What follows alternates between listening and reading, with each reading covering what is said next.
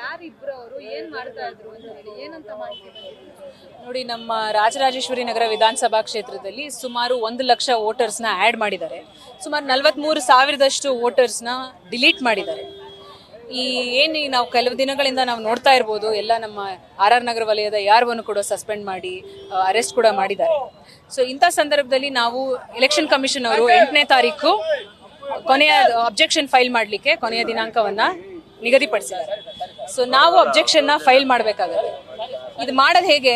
ಮನೆ ಮನೆಗೆ ಹೋಗಿ ನಿಮ್ಮ ವೋಟರ್ ಐ ಡಿ ಇದೆಯಾ ಇಲ್ವಾ ಅಂತ ನಾವು ಪರಿಶೀಲನೆ ಮಾಡ್ತಾ ಇದ್ದೀವಿ.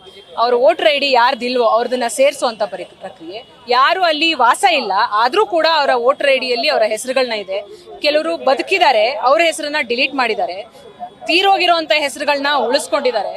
ಒಂದು ಜಾಗದಲ್ಲಿ ಈಗ ಲಗ್ಗೆರೆಯಲ್ಲಿ ವಾಸ ಇರೋರ್ದು ಪೋಲಿಂಗ್ ಸ್ಟೇಷನ್ ನ ಕರ್ಕೊಂಡು ಹೋಗಿ ಯಶವಂತಪುರದಲ್ಲಿ ಪೋಲಿಂಗ್ ಸ್ಟೇಷನ್ ಹಾಕಿದ್ದಾರೆ. ಇದೆಲ್ಲವೂ ಎಲೆಕ್ಷನ್ ಕಮಿಷನ್ BBMP ಅವರು ಸೇರಿ ಮಾಡಿರುವಂತ ಕೆಲಸಗಳು. ಇದನ್ನ ನಾವು ಪರಿಶೀಲನೆ ಮಾಡುವಂತ ಸಂದರ್ಭದಲ್ಲಿ ನಮ್ಮ ವಾರ್ಡ್ ಅಧ್ಯಕ್ಷರುಗಳು, ನಮ್ಮ ಕಾಂಗ್ರೆಸ್ ಪಕ್ಷದ ಕಾರ್ಯಕರ್ತರು ಮನೆ ಮನೆಗೆ ಹೋಗಿ ನಾವು ಕಾಂಗ್ರೆಸ್ ಪಕ್ಷದಿಂದ ಬಂದಿದ್ದೀವಿ, ನಿಮ್ಮ ವೋಟರ್ ಐ ಡಿಗಳು ಇದೆಯಾ ಇಲ್ವಾ ಅಂತ ನಾವು ಚೆಕ್ ಮಾಡೋ ಸಂದರ್ಭದಲ್ಲಿ ಬಿಜೆಪಿಯ ಕೆಲವು ಕಿಡಿಗೇಡಿಗಳು ಬಂದು ನಮ್ಮ ಕಾರ್ಯಕರ್ತರ ಮೇಲೆ ಹಲ್ಲೆಯನ್ನ ಮಾಡಿದ್ದಾರೆ, ಅವಾಚ್ಯ ಶಬ್ದಗಳಿಂದ ನಿಂದಿಸಿದ್ದಾರೆ. ಸೊ ಆದ್ರಿಂದ ನಾವು ನಮ್ಮ ಕಾರ್ಯಕರ್ತರ ಕೈಲಿ ಅವ್ರ ಮೇಲೆ ಕಂಪ್ಲೇಂಟ್ ಅನ್ನ ಕೊಡಿಸ್ಲಿಕ್ಕೆ ಅಂತ ಬಂದಿದ್ದೀವಿ.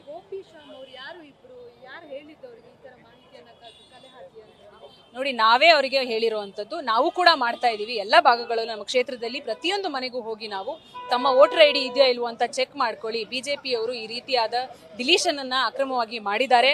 ಅಡಿಷನ್ ಕೂಡ ಯಾರನ್ನ ತಗೊಂಬಂದು ಸೇರಿಸಿದ್ದಾರೆ ಅಂತ ಗೊತ್ತಿಲ್ಲ. ಚುನಾವಣೆ ಸಂದರ್ಭದಲ್ಲಿ ಬರ್ತಾರೆ, ಮತ ಚಲಾಯಿಸ್ತಾರೆ, ಮತ್ತೆ ಹೋಗ್ತಾರೆ. ಅವ್ರು ಯಾರು ಇಲ್ಲಿ ವಾಸ ಇಲ್ಲ. ನಮ್ಮ ಈ ಒಂದು RR ನಗರ ಕ್ಷೇತ್ರ ಯಾವ್ದಕ್ಕೆ ಕುಖ್ಯಾತಿ ಇದೆ ಅಂತ ಎಲ್ರಿಗೂ ತಿಳಿದಿರುವಂತದ್ದು. ಫೇಕ್ ವೋಟರ್ ಐ ಡಿ ಕೇಸ್ಗಳನ್ನ ರಾಶಿಗಟ್ಲೆ ಫೇಕ್ ವೋಟರ್ ಐ ಡಿಗಳು ಎಲ್ಲಿ ಸಿಕ್ಕಿದ್ವು, ಯಾರ ಮೇಲೆ ಈಗಲೂ ಕೂಡ ಕೇಸ್ ನಡೀತಾ ಇದೆ ಅನ್ನೋದು ಕೂಡ ಎಲ್ರಿಗೂ ಗೊತ್ತಿರುವಂತದ್ದು.